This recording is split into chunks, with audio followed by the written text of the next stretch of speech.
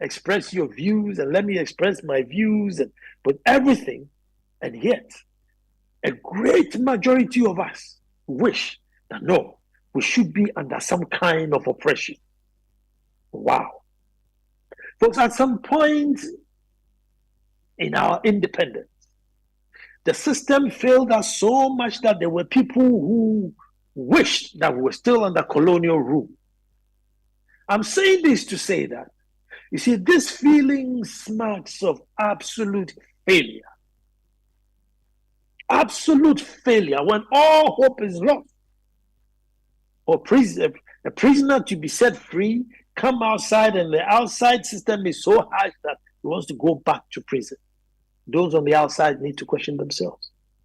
So currently, politicians and executives in the helms of affairs should have a very deep and honest introspection. I even suggest a bipartisan or a cross-party line introspection. And when you are in there, ask yourselves, why are we hated so much? Why are we hated so much? Other than the few who get direct pegs from the parties, the general hatred or dislike or disdain is too much. And I hope you find the answers. And when you find the answers, interrogate the answers. Folks, last week we talked about the need to reform education. As we were doing sector by sector, we took the education sector. The need for us to interrogate persons vying for power, what their plans are for us, sector by sector. What are your plans? Folks, and the beauty of it is that last week we all, set the premise. We came to agreement that we know we have issues, we have challenges, some of which are legendary problems. They have been built up upon the ages, and we are now nearing breaking point. Folks, one of such is youth unemployment. One of the major national security problems we have, if you take away the pollution of waters, is youth unemployment, which coincidentally is directly linked. The loss of hope. Youth that have given up. Able youth who should be blessed with time and hope. When we were young, we had time on our hands and we have hope on our hands. Present day, at the last survey, a great percentage of people in the working age, both in school and not in school, 36% had given up. I thought it was a joke. I actually went to the university to speak to the professors who did the survey. 36% of able-bodied youth, they have given up looking for work. They have lost hope. They have given up. Very scary and very worrying. So, folks, anyone who will be given the power to govern from 7th of January, the routes and agitation that will bedevil you if you don't stem this, I'm not sure you will last your 4-year term. I'm not sure. And believe me, you will not get the luxury of blaming the previous government either. So as we said last week, folks, before you come to inherit gun, think through. Since it's not by force, think through. And you may admit to me, the problem's there. Can I handle it? Don't just follow sentiment, public sentiment. You have to Obama. You yourself, can you handle it? Because patience has run thin. And I'm telling you, the bar will break. Think through if you still want the job. The rhetoric, folks, of I will provide jobs for the youth. And also I will provide jobs for the youth. I will create jobs for the youth. Folks, it will not wash this time around. We should not let it lie this time around. This time, folks, You have to tell us.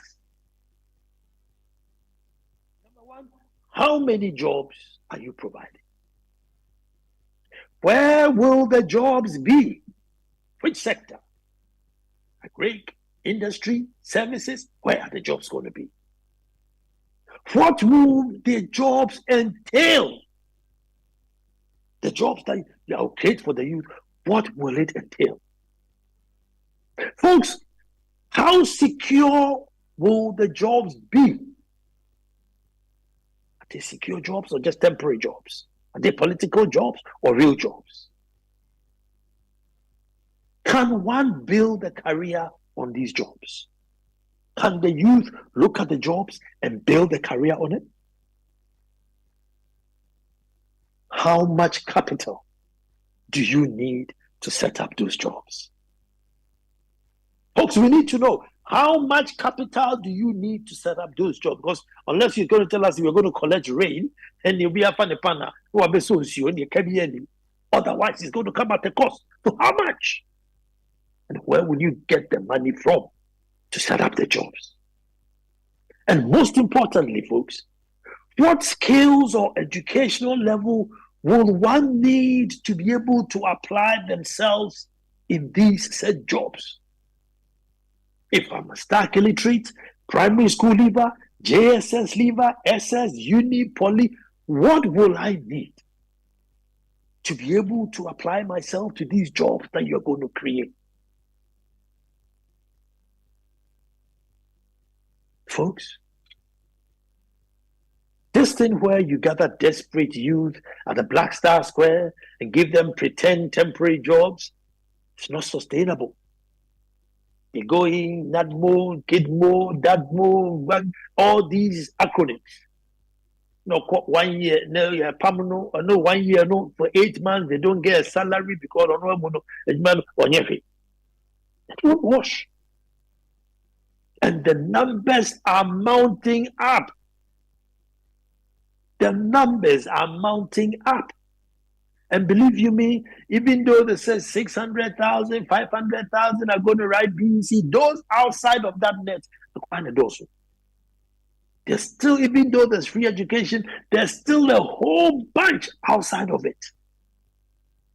But they all need to get their hands dirty, to roll their sleeves up, because they can't be mingling, doing nothing.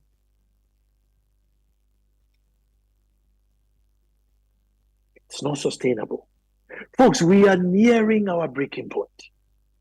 Any good national security person will tell you that we are nearing a breaking point, where this paradise that we have been blessed with will come crumbling.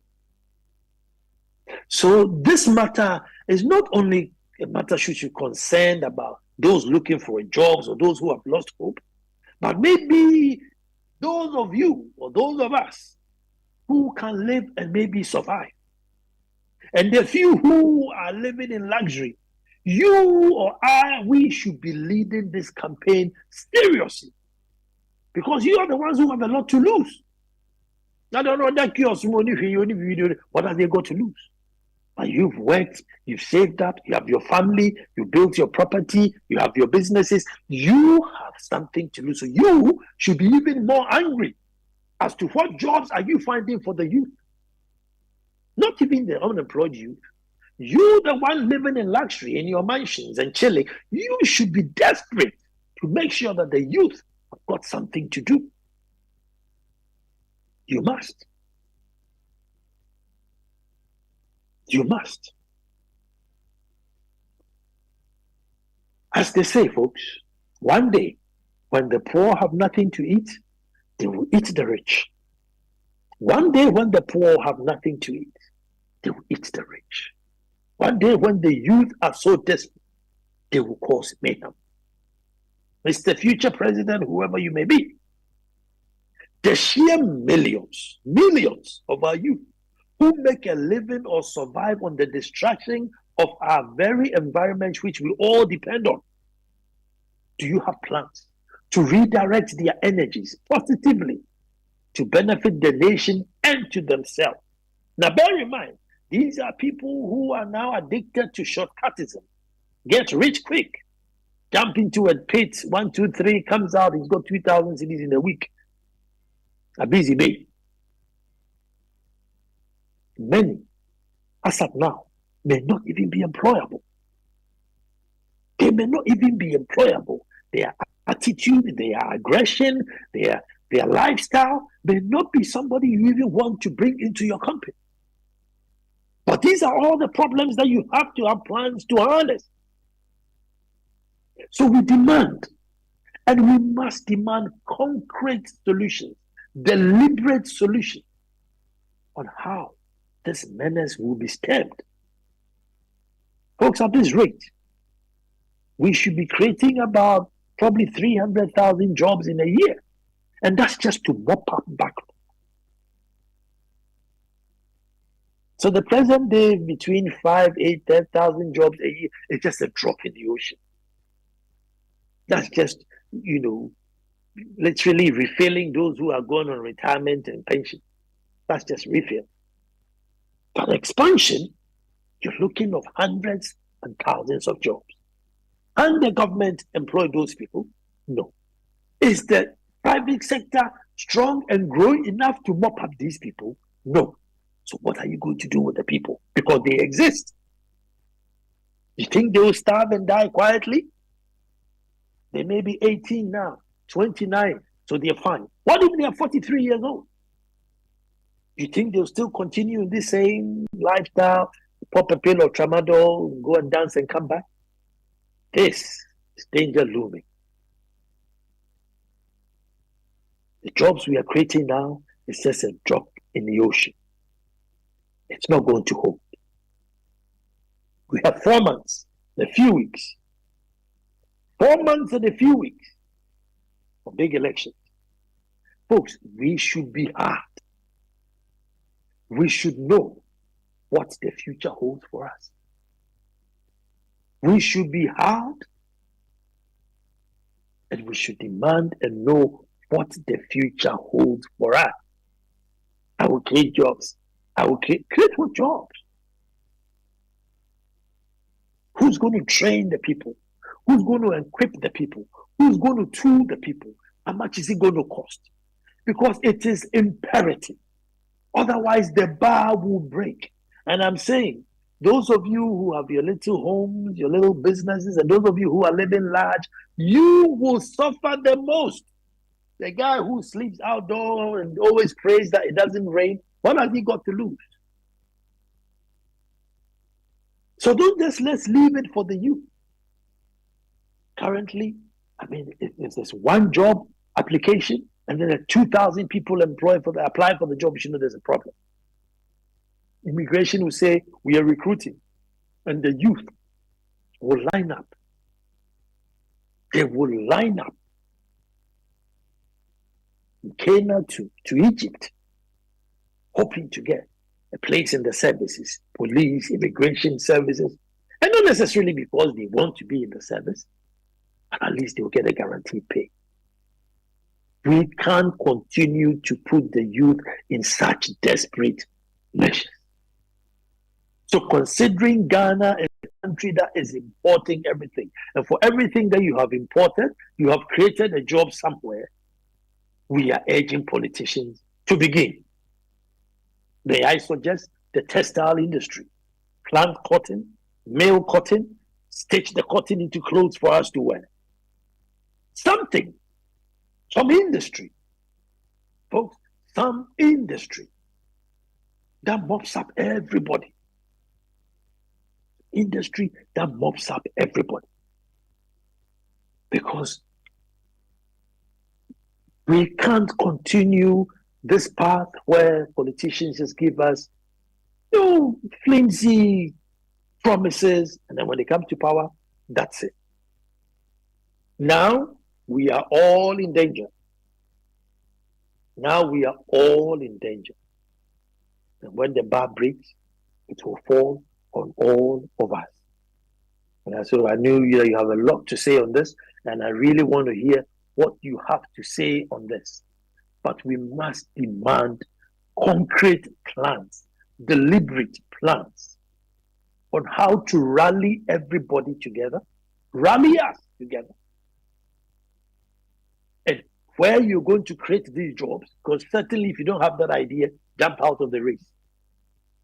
If you don't have the idea by now, jump out of the race. How are you going to expand the economy to absorb the teeming youth who are desperate, are giving up? How can you live in a country where you have youth who have given up, youth who have no hope and have nothing to lose? You're living with suicidists. Folks, you're living with suicide militants, kamikazes. You're literally living with kamikazes. And I guess maybe it's the fault of myself and yourself who haven't demanded that, listen, yes, I have a job. Yes, I have a place to sleep. But that guy there should have a job and a place to sleep, and it is your prerogative because you collect the taxes. You get loans on our behalf. You have executive power. So give him a job and a place to sleep so that I can also sleep sound. Folks, it's 0302 216 541. 0302 216 541. Talk to me.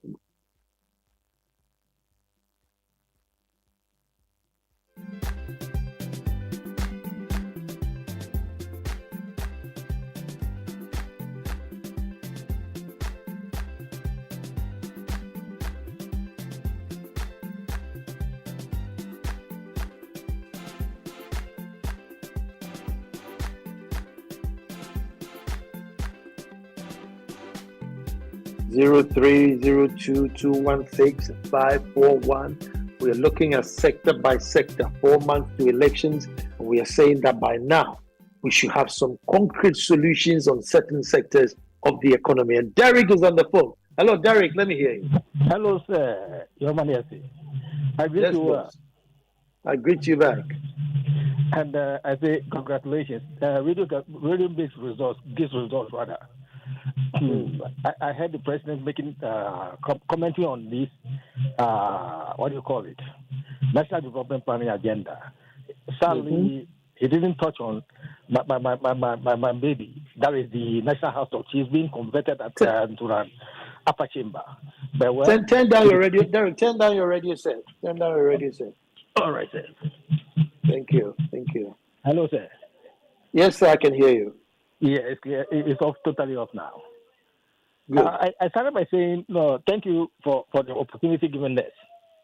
For the president reacted to the National Development Plan agenda, but he failed to comment on the National House of Chiefs thing. I always talk about that. It had to be upgraded to the upper chamber. Now, for today's topic, I think Ghana, like I always say, Ghana, where we are, being an agrarian society, country, I think the emphasis rather should be on agric.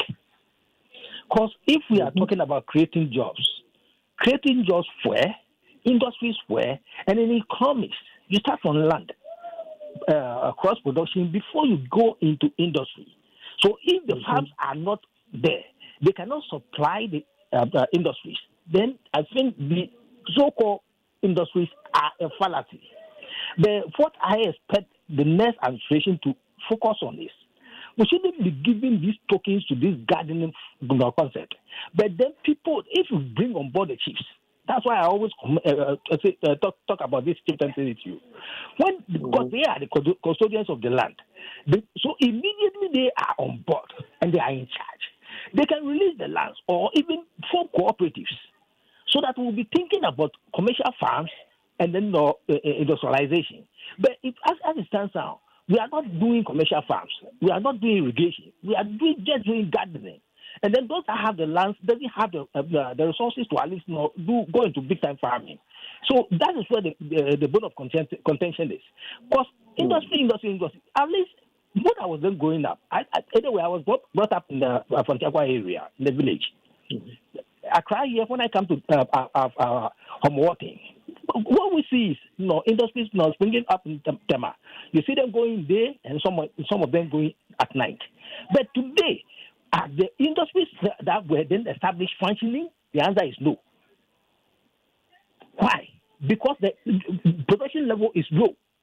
So they are not being fed to their full blown. And then if today we keep going round the issue and we forget about agri, and we say we're coming out to industry, are we importing raw material to come and recycle here? That's what we call industry. I bet today. Thank you very much. Derek, thank you very much. You made your point there. Let me go to USA. Ojam is there. Kwabena. Hello, Nana. Thank you for another Monday. And we thank you for your contribution to the development of Mother Ghana. But, Nana, I am very pessimistic. I am not really optimistic about Ghana's prospects to cater for the large population of the youth. I always think about the youth because they are the greatest section of the Ghanaian population. But as of now, we haven't heard anything from the presidential candidates. There are no plans from them except Mr. Alan Chamantin, who has a plan to resuscitate the economy. And that would help the young youth of Ghana to be able to get the jobs. But, Nana, I'm telling you, you ask, who are those who are going to prompt these politicians? They are the media, like Joy FM, like Asempa FM, like Inshira FM. Joy FM and multimedia is a very big media house, and we expect by now that the editors and producers of Joy FM would invite one or two of these presidential candidates and query them on these two, education and employment. How are they going to create the jobs? Because if you leave it to the young people, they can't do it. They don't have. They are powerless. All they are doing is dancing on TikTok and these social media platforms. So, Nana, I beg you, can you get Joy FM to at least within the next 2 weeks? We don't have much time. It's only about 4 months to the general election. So that you can invite these at least 2-3 candidates, right? 2-3 candidates. Maybe Alan Chamantin, John Mahama, and maybe a third candidate. Leave the MPP out. I believe the MPP, they are on their way out of government. We don't need them again. They haven't done anything. They've lied to the Ghanaian people. They've stolen from us. They are now plundering the coffers of the nation by stealing the assets. So please, Joy FM should take the first step. Joy FM, take the first step and invite at least 3 candidates. Only 3 candidates. You don't need to invite all of them. 3 candidates, Alan Chamantin, John Mahama, and a third person, and put them on your platform. Because now IA has lost credibility. They cannot hold any political platform, political programs. So it's left with Joy FM. I beg you guys to start, make a first step. Kwabena, well noted, Kwabena. Well noted. Let me go to Casaland and speak to Chidiak. Yeah, Nana. Good evening, my brother. There's nothing new for Ghana. Don't we have state farms, workers brigade, state fishing corporation? Don't we have factories? Where are they? We have leaders that have disappointed us. The citizens will not stand up. We were here when 9 banks has been closed down. We were all sitting adamant. We look at it, and what are we crying? That our people don't have work to do. We are our own enemies. Thank you. Lydia, thank you very much. 0302216541. We are asking sector by sector that how do we demand that people who are vying for presidency and executive power lay down their detailed plans on how it is they will mop up the youth into to proper jobs, secure jobs. Al Hassan, let me hear you. Thank you very much. Good evening, and everybody. Good evening. Please, I am thinking that it's like we don't deserve any sympathy. We are not hungry for development. We are just a mediocre people. I believe that by now, they should have been parties manifesto long time ago. And I am thinking that every manifesto must tell us the 4-year term, the number of taxes and the type of taxes they are coming to introduce, so that we must know before we vote them. They shouldn't come and spring taxes on us in Parliament by surprise. I am thinking that Ghanaians should agree and demand it.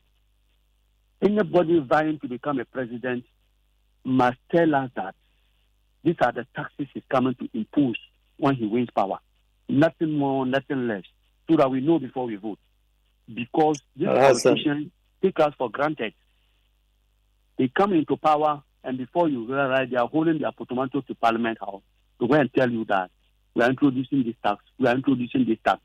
And when they win power immediately, they will come and remove and reduce a few taxes, and you clap hands for them. They will come back and give you better ones, bigger ones. That is what they do. And I think we are not being serious. We are just mediocre people who don't know what we want because we are not demanding it. And I am thinking that political parties, MPP, NDC, and any other political party, is not a bad thing. The parties are not bad. It's the human beings who are in that party who are the problem. We, the human beings in that party, the party is just a name. It's the human beings in that party who are the problem. If you say NDC is a bad party or MPP is a bad party, it's not the party, it's the human beings. And the same human beings have distributed themselves in those various parties, including the smaller parties. Whoever you bring, unless we demand justice, unless we stand on our feet, and that becomes a difficult task for us to do because we are not united, because we don't know what we want. They give us thank you very much for that. Thank you very much. I go. Nana Kwesi is in Medina. Nana Kwesi. Hi, Nana. Good evening. Good evening. How are you? Nana, I'm hanging in there. I'm really, thinking that, I want to hear a plan from any of our leaders. Listen, I'm coming. There are millions of youth who are out of job. And this is my plan. Those who haven't gone to school, this is it. Those who are primary school leavers, this is your job. Those who are here, this is your industry. Those in the graduates, that's your industry. I want to hear something like that. Well, you've asked all the questions. So right now, the how is all we are all waiting for here. None of them is yet to give us the how. But I want to look at agriculture, for instance. In every part of the country, there's what they grow.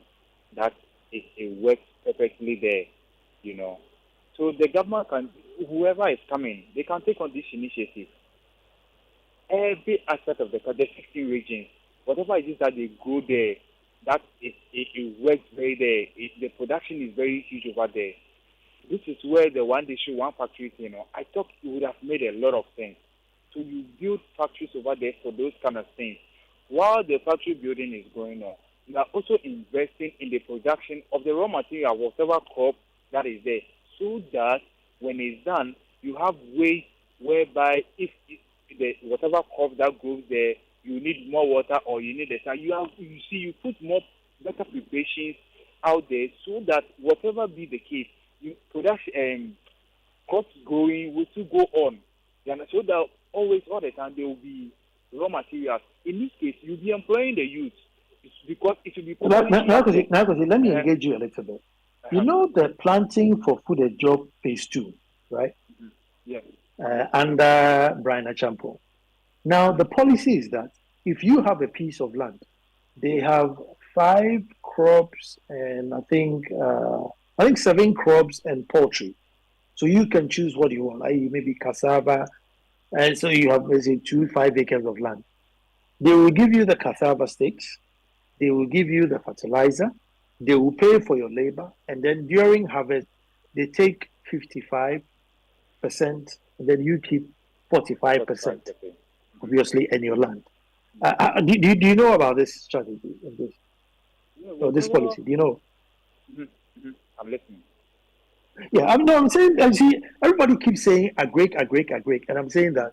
I mean, there's a policy where if you have the land and you don't have the capital, the state says they will give you the seedlings, the fertilizer, the labor.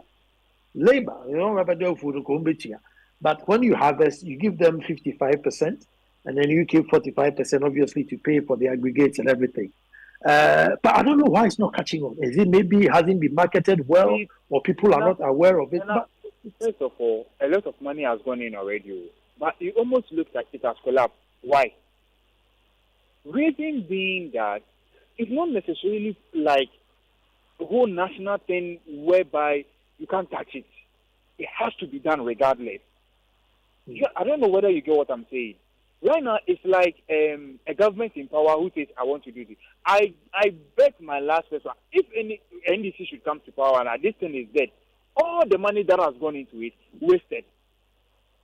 This is what is going to happen. So probably maybe, just like you're saying, it would have made a lot of sense if it's something that is not untouchable. You can't touch it. It has to work regardless. Whoever is there, whether it's NDC, whether it's MPP, whether it's Cheddar, whether it's whoever comes, this is a process that we have started. It has to work. It has to continue. Then maybe we will see how effective it is. But this is the case whereby a lot of these things is done just to put government on a good path. And moreover, Nana, who are these people? How many these people who benefited? Let me say who benefited for this procedure that you just put out. Who are they? Most of them are just these political cronies. They are all people. No, because it's not fair to say that. I don't know anybody who has benefited, but it's not fair to say that because I think it's open to all. I mean, all you do is apply to your local council, and then the agric extension officer will come and see your land, and then you choose some of the crop, and then that's it. Fair enough. It's open to all. So how long has it been in existence now? So why are we not feeling it? So what is the problem? Nana, so the question is, what is the problem? You see, I get what you are saying. I get what you are saying 300%. By now, we should have seen the effect, right? We should have seen the effect. But why are we not seeing the effect? So me, I'm saying, we have 16 regions. What if your procedure is there? People who do, we should do. This time around, the government is, we are talking about employment, right? This time around, this is what you are doing. You are building factories that will employ those who are university graduates who are going to do this. They will be there. You have people who have not necessarily gone to the university. They will also be there because the farms will need people to work on them. You are investing in good material. You see, it will be properly structured. You will be paying them good salaries, whereby you take tax. You see where I'm going. Because they wake up and they will know that we have to go to the farm. This is the plantation that we are working on. They will wake up and they know this is where we are going. They will know that at the end of the day, we are taking 3,000, 4,000 as our salary. You are taking your tax. Proper structure. When the cost is due, we have factories, if you have to process it into can, whatever, to storage. We have these factories whereby you also get this university graduate. That will also be there. You get the middle class. You get this. You get that. So you see that just agriculture alone and taking the 16 regions and whatever it is that we can grow, you can imagine the kind of employment. Exactly. I've not even gone to the art, Nana. I've not even gone to the art industry, whereby just a show. Look at the amount of people, costume, makeup, all of these people. I'm not even going to just agriculture alone. And let's take this procedure and let's see what will happen. You make it attractive. You invested in proper tools, proper equipment, whereby you used to farm. Thank you very much. Nana, thank you. Let me get Abu Mohammed in Japan. Hello, Abu. Hello, good evening, Nana. Salam alaikum. Yeah, wa alaikum salam. Very interesting. You see, all the issues we are discussing, we have discussed them before. It is not a new thing. If you give somebody 30 years to deliver and they are not able to deliver, what again do you expect? For me, the only weapon I have to express my disappointment is to refuse to vote and also advise others not to vote. Because that's the only way I have to express my disappointment. You will tell me to vote because it is my civic right to vote. Then I ask you, because I believe you, I trust you. So who would I vote for? You cannot tell me who to vote for. And anybody who will tell me to vote for will tell me to vote for his party. And I'm disappointed in both of them. Even the parliamentarians themselves, when they go to parliament, they are voted for to go there and make the law. When they disagree with whatever decision, don't they walk out to express their disagreement? So if me too, the only weapon I have to express my disappointment for African leaders is not to vote, and also encourage others to stop voting. Because anybody who will tell me to vote, you will tell me to vote because of your party. Me too, I vote because of development. So if I don't see that one, why should I waste my energy and continue to go and vote for who? Now Abu, thank you very much. That they cannot deliver, they cannot do anything. So what they will do now is to try to make law that will make them comfortable. So that's the only thing they can do now. So thank you very much. Let me go to my next express caller. my disappointment. Thank you very much. Thank you. Abu's on the line. Hello, Abu. Good evening, Nana. Good evening. Nana, good evening. I hope you're doing well. Good evening. I'm good. Oh, is that Ajiman Joseph? Yes, sir. Yes, Nana. Hello, let me hear you. Yeah, and you've touched on very critical issues that I want to outline. Sure. You were talking about when people are going for recruitment for these our security services. Now, when it happens to be at recruitment center, and you see the number of people queuing to get a chance to be recruited, it will amaze you. But the question is, for the past 20 or 30 years ago, how many people were even interested in these our security setups? It looks as if there's only one job in the country, being that area. People will, queue for a very long queue for it. And they will be buying forms. And how many of them who will buy the forms and they will take them? And the amount of money that goes into the form itself can even create job. Secondly, we talk about agriculture being the backbone of this country. I'm glad you made mention of cotton. Why can't we be encouraged to grow cotton once cotton plays a major role in our clothing? Even toothpick. Look at the bamboos around in this western region, central, and we import toothpick. Why? You see? So the issue is, even when they come, we beg for funds from the outside country to get the money. What are we using it for? When there's oil, so we finish. But look at us. Now we are talking about lithium. So if we don't change our system, we don't change our leaders, that's how it's going to be, Nana. God bless you for your talk. God bless you too, my brother. Let me go to Ashiaman. Michael.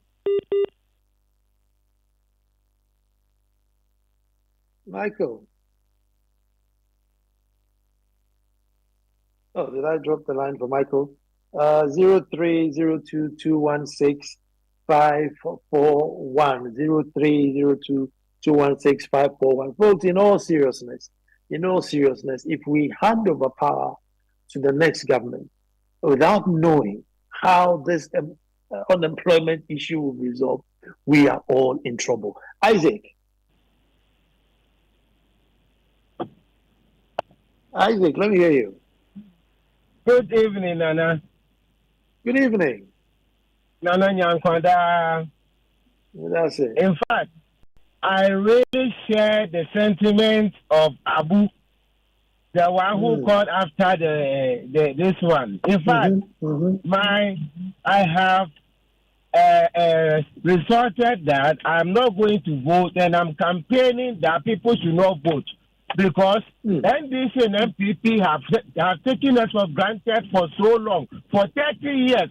What have they done? They come and they argue on who have added more debt to the debt stock. Meanwhile, none of them have come to reduce it by a peswa before. They all come to increase it. They take our money and they don't do anything. It seems like they don't know how to think to work for us.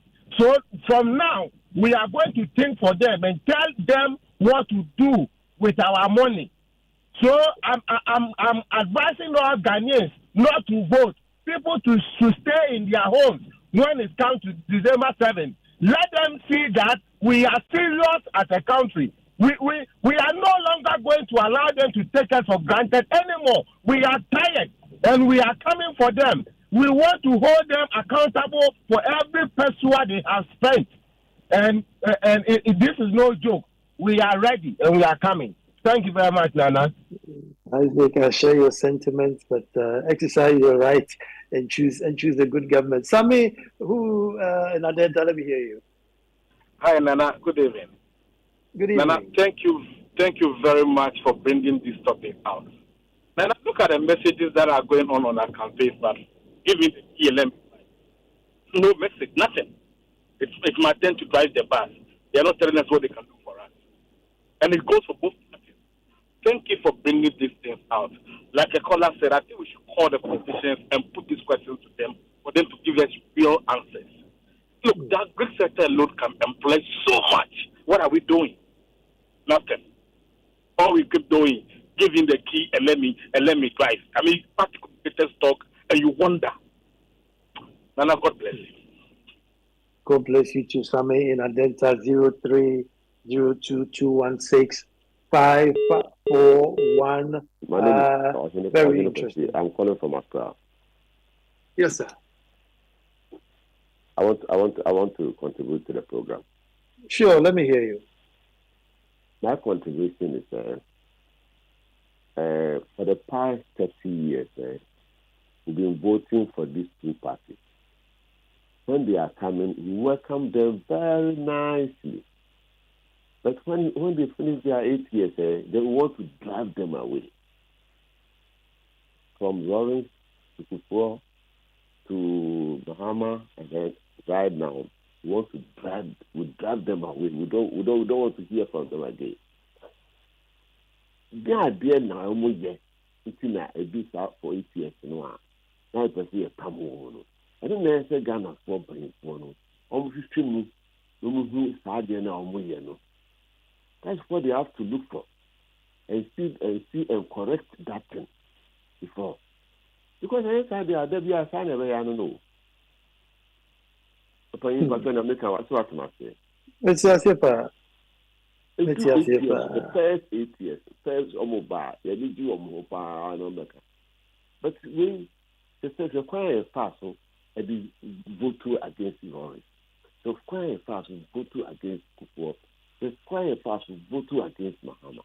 You see, require fast vote against you. They are doing the work constitution, their behavior, we put up. Until this time, we don't want to see them again. The constitution that they do all not say and I think I don't know if I don't know see it in okay, we have to look for what they do. Yeah, why no? Kasano, young correct no, not no 8 years. Let me go.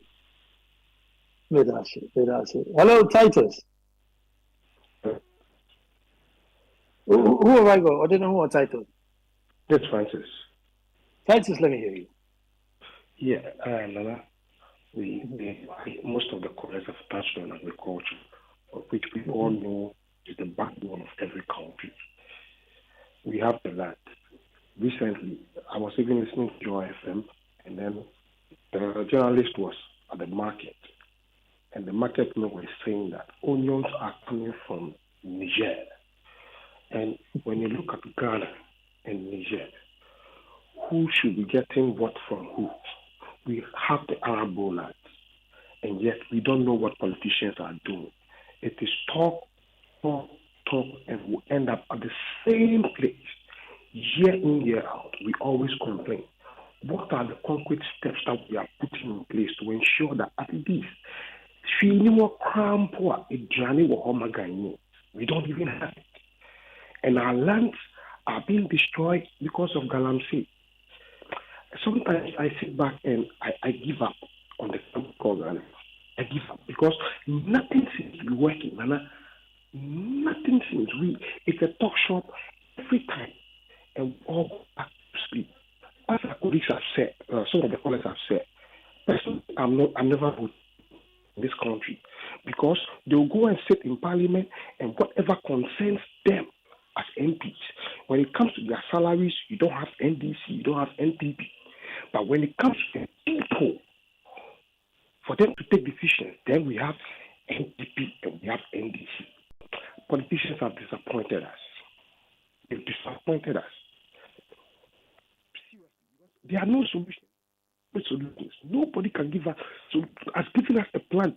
That big idea. Look, we all reason. If the plan is good, everyone will say, look, this is it. But we are not getting from it. We have intellectuals. They are spread out everywhere. The ministry, look, the sad bit, quite recently, Legon Farms. I used to live in Adenta. I drive those days. Sammy B and myself we go on the Legon Farms, go and buy chicken, go and buy. Today, Legon, the land has even been what encroached on.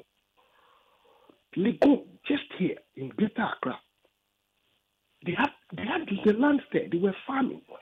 I go and buy eggs. I go and buy chicken. I go and buy today. Go and check.